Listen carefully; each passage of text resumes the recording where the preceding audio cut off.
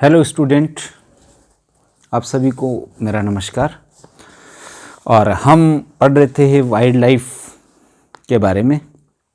और wild life में हमने पढ़ा था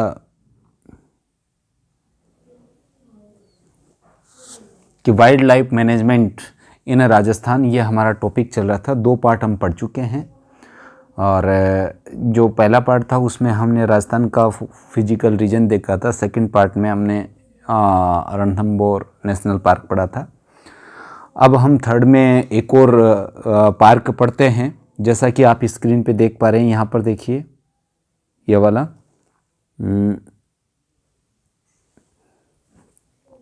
वाला यहाँ जो मैं अंडरलाइन कर रहा हूँ, देखिए मैंने लिखा है यहाँ पे दिखाई दे रहा है आपके। और ये जो दिखाई दे रहा है वो क्या दिखाई दे रहा था भाई? ये दिखाई दे रहा था आपके केवलादेव नेशनल पार्क। तो आज का हमारा टॉपिक रहेगा एक और नेशनल पार्क, और उसका नाम क्या है? आज का हमारा जो ये टॉपिक है इसका नाम है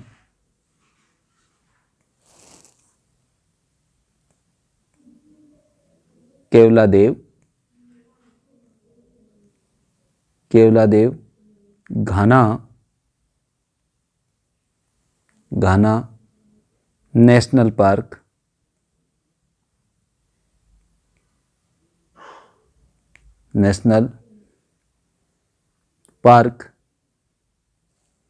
और ये कहाँ पर है?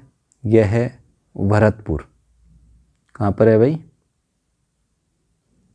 भरतपुर। तो केवलादेव घाना नेशनल पार्क जो है, जिसे कि हम हिंदी में केवलादेव घाना राष्ट्रीय उद्यान कहते हैं, ये कहाँ पर है? ये स्थित है भरतपुर में। तो ये है भरतपुर। हम बात कर रहे हैं क्या की? भरतपुर की बात कर रहे हैं। सबसे पहले बात आती है कि ये सिचुएटेड कहाँ है राजस्थान के? तो ये है साउथ ईस्ट में। ये कहाँ पर स्थित है? South east of Rajasthan. Bharatpur तो आप जानते हैं, राजस्थान के नक्शे में देख सकते हैं।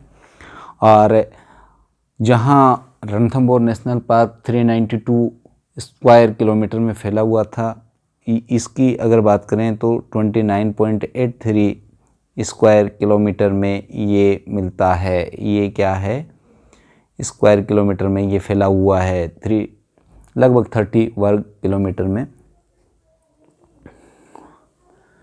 और वास्तव में ये उद्यान जो है सेंट्रल गवर्नमेंट के द्वारा एक उथले दलदल क्षेत्र के चारों तरफ विकसित किया गया था। और सबसे बड़ी बात यह है कि ये जो राष्ट्रीय उद्यान है, हिंदुस्तान का ऐसा प्रथम राष्ट्रीय उद्यान है जिसे वर्ल्ड हेरिटेज का तमगा मिला। World heritage by UNESCO. यानी जो यूनेस्को संस्था है, उस संस्था ने भारत का ऐसा प्रथम राष्ट्रीय उद्यान है जिसे कि राष्ट्रीय न होकर के विश्व धरोहर का दर्जा दिया गया था।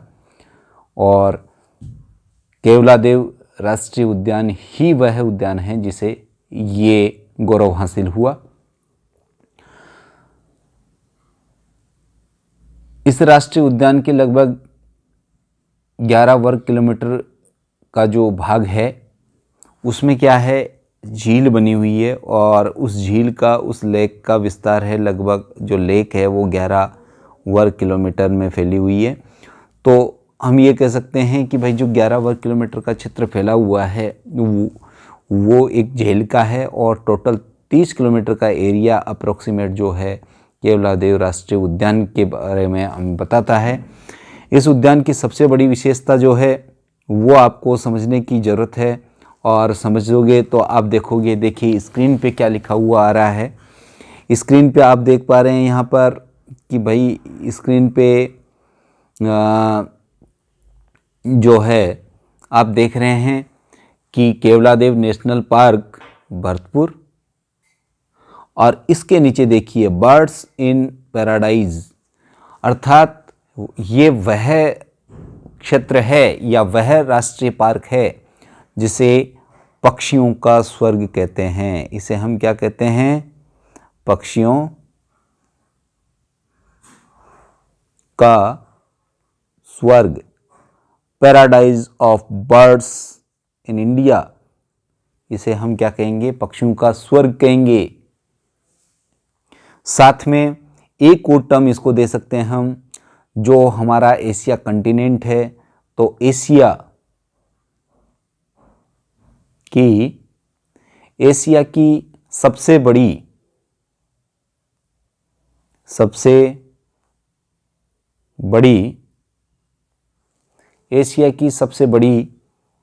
पक्षी प्रजनन स्थली,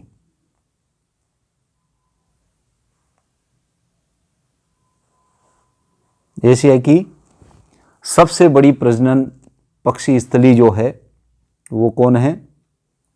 यही है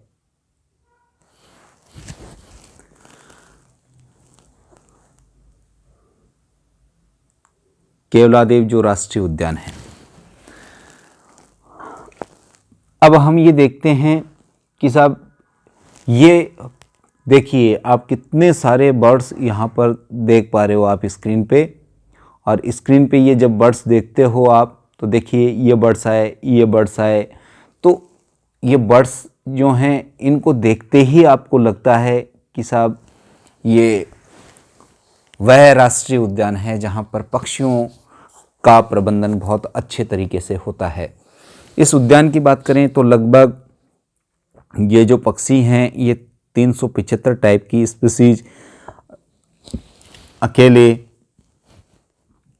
इस राष्ट्रीय उद्यान में मिलती है। इनमें कौन कौन से पक्षी हैं जिन्हें आप बता सकते हैं? तो देखिए, इनमें एक तो होता है किंगफिशर,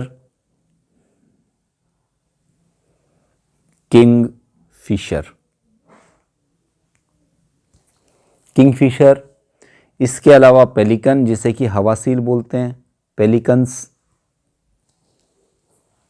हवासील या पेलिकन्स, और जो दुर्लभ साइबेरियन सारस है,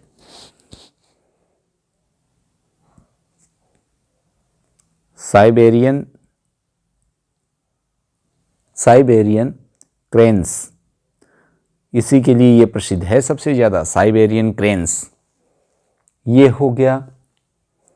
इसके अलावा आपको प्रवासी मुर्गाबियाँ भी, माइग्रेटरी वाटरफॉल्स मिल जाएगी इस उद्यान में,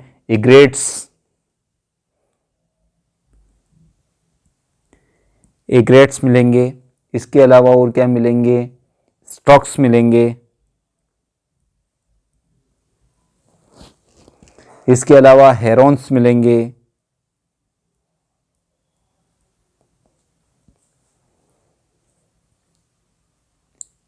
क्रोमोरेंट्स मिलेंगे, जो जल वाले जो कोए होते हैं,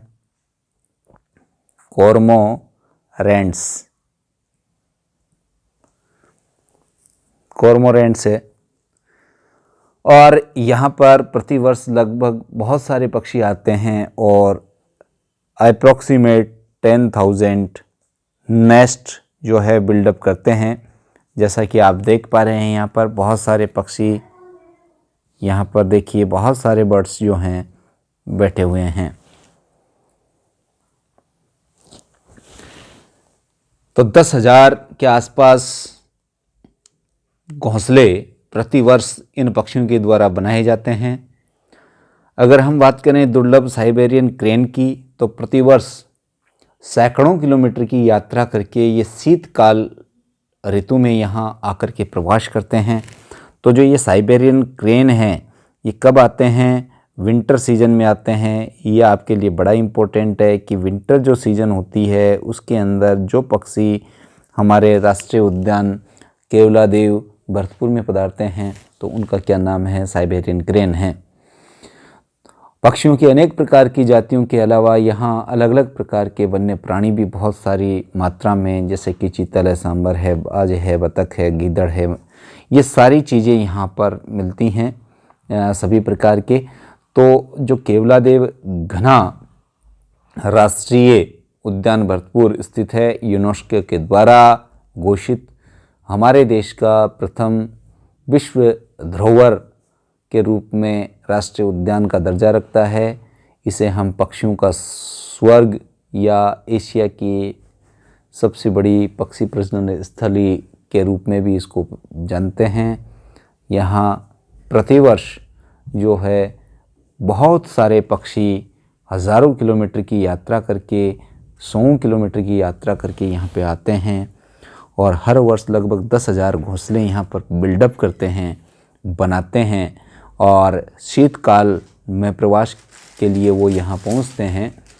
तो इन सारे बर्ड्स की वजह से इसे पक्षियों की शरण स्थली के रूप में प्रसिद्ध अभ्यारण्य के उद्यान के नाम से भी जाना जाता है। पक्षियों के लिए प्रसिद्ध शरण स्थली के लिए जाना जाने वाला नेशनल पार्क जो है वो कौन सा है?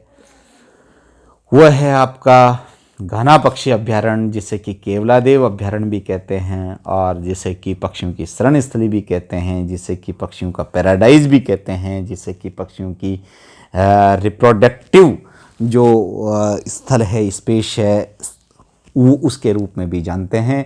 तो आज का हमारा जो ये टॉपिक था वो था आप केवलादेव घना राष्ट्रीय उद्यान के बारे में।